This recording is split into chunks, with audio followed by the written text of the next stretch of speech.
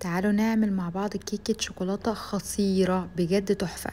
بصوا الجمال، شايفين مسام الكيك عامل ازاي؟ تعالوا اقول لكم بقى عملته ازاي. اول حاجة معايا 3 كوبايات من الدقيق الا معلقتين، يعني 320 جرام، وهنحط عليهم رشة ملح. معانا كمان كوباية ونص سكر زائد معلقة كبيرة يعني 350 جرام. 3 معالق كبيرة من الكاكاو. معانا 5 بيضات، وهنحط طبعا فانيليا بما ان في بيض لازم فانيليا.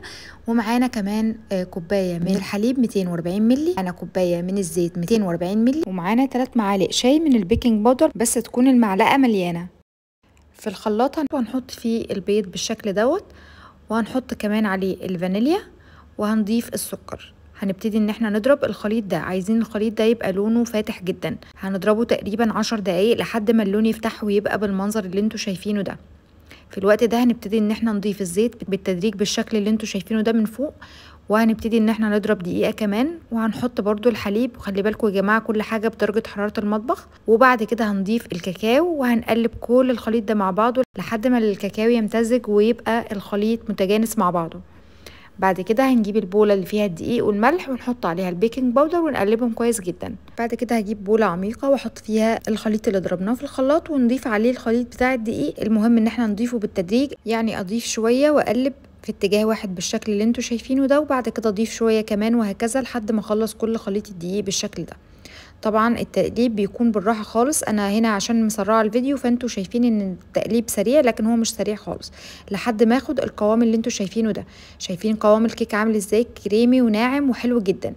هنبتدي ان احنا نجيب صينيه، الصينيه دي كبيره مقاس 28 او 30، تكون طبعا حفتها عاليه زي ما انتوا شايفين كده. وبعد كده بدهنها بالزبده كويس جدا، الزبده تكون ساقعه، واحط عليها معلقتين دقيق، وابتدي ان انا انفض الدقيق الزايد منها. المهم ابطنها كويس جدا.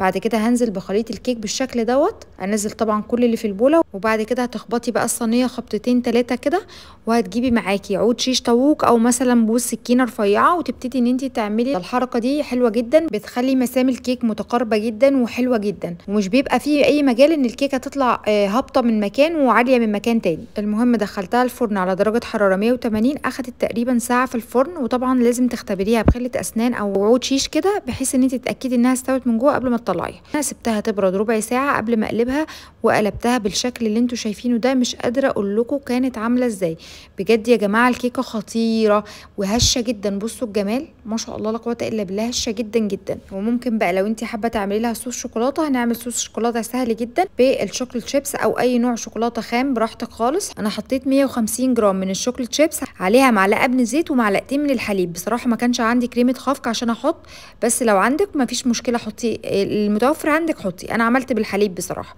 وبعد كده سيحتها في الميكرويف، وبعد كده طبعا هي كانت دافيه يعني مش مسخناها، يا دوب بس 30 ثانيه كده او دقيقه حسب ما تاخد معاكي. وبعد كده بضيفها على الكيك طبعا وهو بارد، عشان طبعا الكيك وهو سخن مش هيتقبل ان هو يثبت عليه الصوص وكده. وحطيت بقى عليها شويه من السبرينكلز كده بتدي شكل حلو. وطبعا مش قادره اقول لكم كانت عامله ازاي لما قطعتها. بصوا الجمال، ما شاء الله لا قوه الا بالله، مسام الكيك فظيعه بجد. وطبعا زي ما شفتوا سهله جدا جدا، اتعملت في الخلاط ما خدتش وقت خالص. بجد يا جماعه طعمها خطير، لازم تجربوها هتعجبكم جدا جدا. لو عجبكم الفيديو ما تنسوش تعملوا لايك وشير ومتابعه للصفحه، وقولوا لي كمان بتتابعوني منين. كنت معاكم زينب زياد، والسلام عليكم ورحمه الله.